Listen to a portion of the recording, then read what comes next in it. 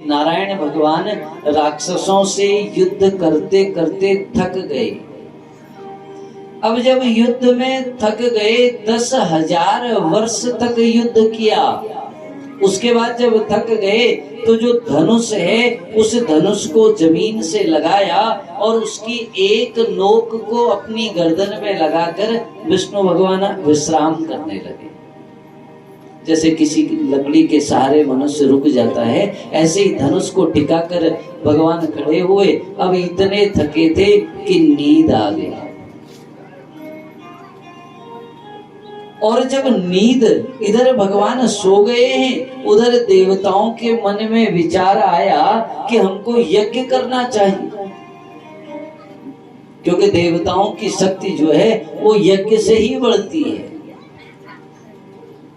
अगर यज्ञ, और जितने भी राक्षस हुए इन्होंने सबसे पहले यज्ञ कराने तो बंद किए, और यज्ञ कराना बंद हो जाएगा तो देवताओं की शक्ति क्षीण हो जाएगी।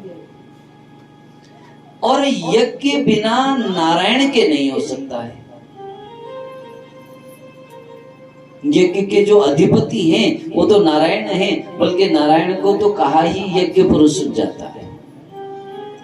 देवता भगवान को खोज रहे थे, खोजते खोजते ये देवता वैकुंठ में चले गए। देखा वहां तो नारायण है ही नहीं। अब जब नारायण को खोजने लगे, उस युद्ध भूमि के समीप पहुंचे तो देखा कि नारायण तो निद्रा के वशीभूत हो। अनेक प्रकार से विनती करी, अनेक प्रकार से प्रार्थना करी, ब्रह्मा जी ने विनती करी, शंकर भगवान ने समझाया, स्तुति करी, नारायण की निद्रा नहीं खुली। और जब नारायण की निद्रा नहीं खुली तो ब्रह्मा जी ने मन में एक विचार किया है। उत्पादिता तावम्री ब्राह्मणा परमेष्ठिना तया भक्षयितुं तत्र धनुषोग्रं धरास्थितम्। दीमक का निर्माण किया। दीमक को भगवान ने उसकी रचना की और उस दीमक को कह रहे हैं कि हे दीमक, तुम जाओ और ये नारायण का जो धनुष है इसकी डोरी को काट दो। जब तुम डोरी को काट दोगे तो धनुष अपने मूल आकार से हट जाएगा, और जैसे ही धनुष मूल आकार से हटेगा तो नारायण की निद्रा खुल जाएगी। अब ये जो दीमक है, इसने कहा महाराज मैं तो ये काम नहीं करूंगा, मैं ये काम नहीं करूंगा, क्योंकि देखिए महाराज, ये दीमक कह रहा है तमोवाचम सदा वर्मे देव देवस्य मापते निद्रा भंगम कथम कार्यो देवस्य जगताम गुरु। कहने लगा हे नाथ, आपने ही बनाया है विधान। कुछ ऐसे पाप हैं जिनको मनुष्य को या फिर किसी भी जीव को कदापि नहीं करना चाहिए, कदापि नहीं करना चाहिए। और आप तो मेरे से कह रहे हैं कि जगतपति जो नारायण हैं, मैं उनकी निद्रा को भंग कर दूं, क्योंकि निद्रा भंगम कथा चेदो दंपत्यो प्रीति वेदनम शिशु मातृविवेदस्य ब्रह्महत्या समम समृतम। कानात एक बात बताते हैं, निद्रा भंग, किसी की नींद में दखल देना। अच्छा, नींद भी वो जो एक सीमा तक हो। अब कोई दिन में 20 घंटे सो जाए तो उसको तो उठाना ही पड़ेगा महाराज, नहीं तो संकट हो जाएगा। एक सीमा की, कोई थका पुरुष कोई कार्य इत्यादि से थक गया हो और वो विश्राम कर रहा हो तो उसकी निद्रा भंग करने का पाप लगता है। और दूसरी बात, कथा छेदो, कथाओं में जो विघ्न पैदा करते हैं, कथा स्थल पर जो एक दूसरे का ध्यान भंग कराते हैं, दंपत्यो प्रीति भेदनम, जो पति और पत्नी के बीच विवाद पैदा कर देते हैं। कुछ लोगों का काम होता है ना गांव में, उनकी भूमिका नारद की होती है। वो इस परिवार को इससे लड़ा दें, उसको उससे लड़ा दें, पति पत्नियों के बीच में विभेद कर दें। कह रहे वो महापाप है जो दंपतियों के बीच में भेद पैदा कर देता हो। शिशु मातु विभेदस्य, जो पुत्र को उसकी मां से अलग कर देता हो। ये जो पाप हैं, ये ब्रह्मा जी, ये तो ब्रह्म हत्या के समान पाप हैं और आपने ही बताया है। आज मैं कैसे ये पाप कर दूं? नहीं, मैं तो ये पाप नहीं करूं। परंतु संसार का एक नियम है रिश्वत देने का, है ना एक नियम। कोई भी काम आजकल कहीं नहीं हो रहा है तो वो एक रिश्वत एक ऐसा माध्यम है, वो आपका सरल विधि से काम करा देगा। स्वार्थ, किसी का स्वार्थ छुपा हो और उसको कोई भी कार्य बता दो, वो उसको अवश्य कर देगा उसके बाद। और ये बात तो तुलसीदास जी महाराज भी कहते हैं ना, सुर नर मुनि सब की रीति, स्वार्थ लागे करहि सब प्रीति। सुर नर मुनि सब की रीति, स्वार्थ लागे करहि सब प्रीति। ये नियम है महाराज। कोई भी काम न हो रहा हो तो ये नियम है, उसका स्वार्थ उस काम से जुड़ा हो अवश्य कर देगा।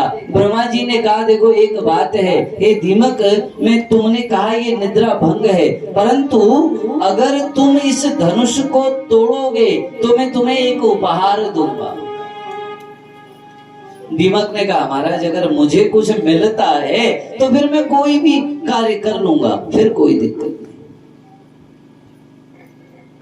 भगवान ने कहा ठीक है, तुमको आज के बाद जब कहीं यज्ञ हो रहा हो, उस यज्ञ की वेदी के चारों तरफ जो चरु गिर जाएगा, जो हवन कुंड में नहीं पहुंच पाएगा, जो चरु बाहर गिर जाएगा, उस चरु पे आज से तुम्हारा अधिकार है।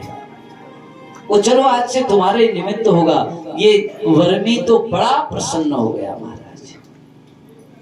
और ये दीमक उस धनुष को काटने के लिए उस धनुष के समीप गया, उस धनुष की डोरी को जैसे ही काटा, धनुष डोरी से जैसे ही अलग हुआ तो मानो दिशाएं कंपयमान हो गई।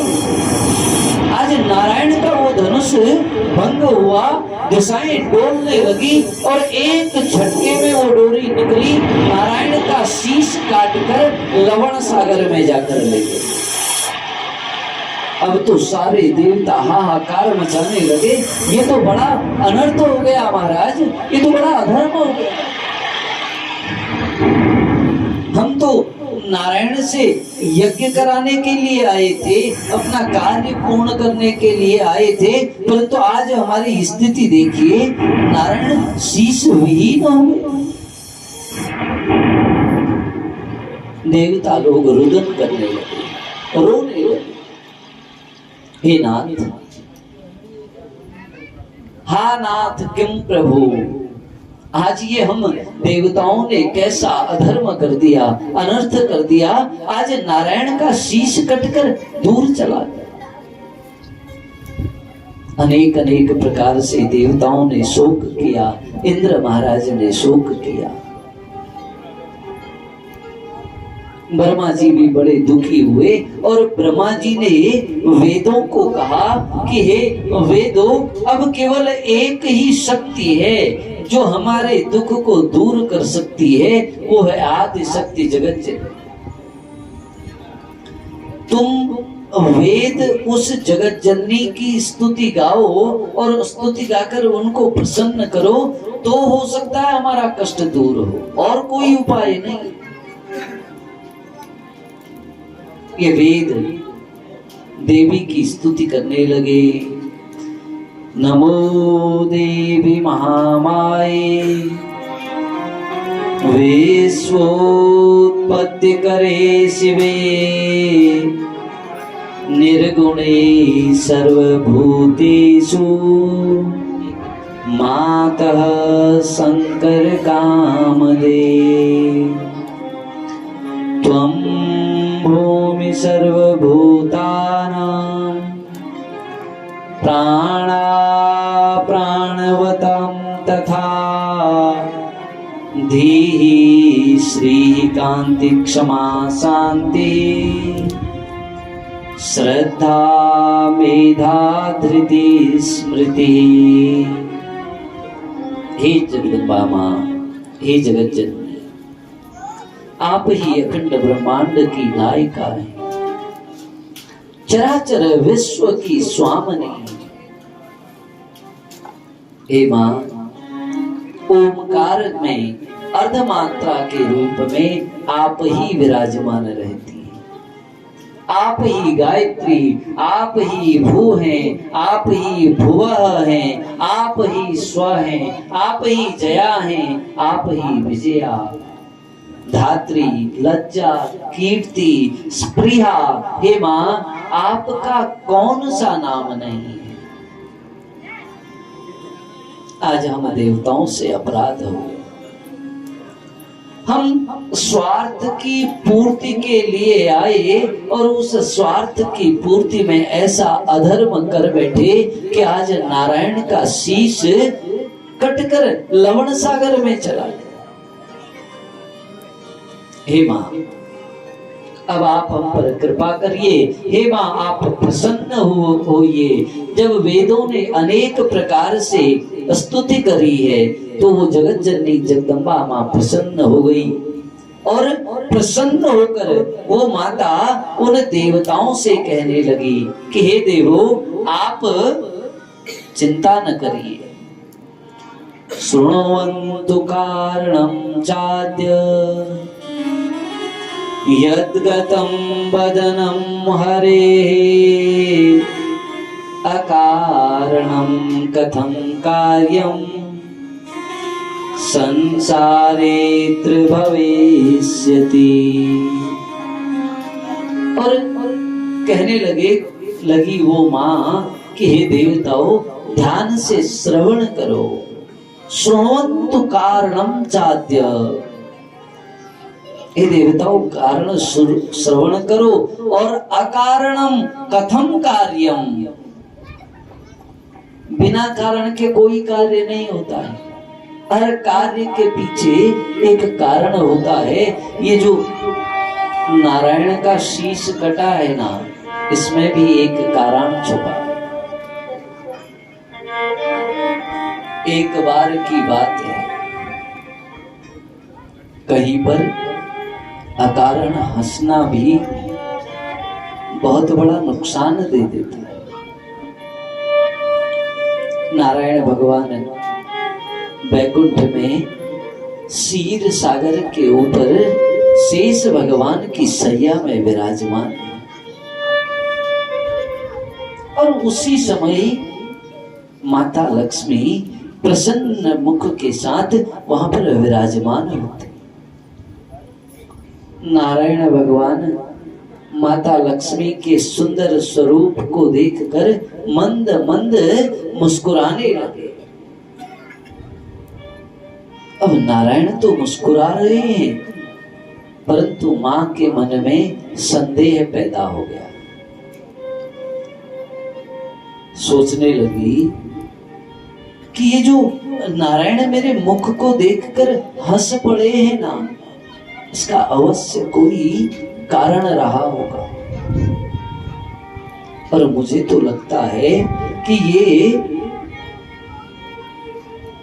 बिना कारण के तो हंस नहीं रहे, और कहीं ऐसा न हो कि इन्होंने कोई मेरी सौत ढूंढ ली हो, किसी दूसरे स्त्री से स्नेह करने लगे। और जब मन में बुरे विचार आते हैं ना, तो फिर उनका प्रवाह बढ़ता चला जाता है। संदेह पैदा हो गया मां को, और नारायण को देखकर बड़बड़ाने लगी मां। अनेक अनेक प्रकार से जब क्रोध कर रही थी, तो उसी समय शरीर में तमोगुण उत्पन्न हो गया, तामसी शक्ति विराजमान हो गई। और जब मनुष्य के हृदय में बुरे विचार आते हैं ना, उसी समय तामसी शक्ति प्रवेश कर जाती है, नहीं तो नहीं करती। नहीं तो हर आदमी देवता होता है। अब वो तामसी शक्ति जब माता के शरीर में प्रवेश करने लगी, तो आवेश के वश में मां ने कह दिया, पततु ते शिरः, हे नारायण, जिस शीश से देखकर मुस्कुरा रहे थे, वो शीश तुम्हारा कट कर गिर जाए।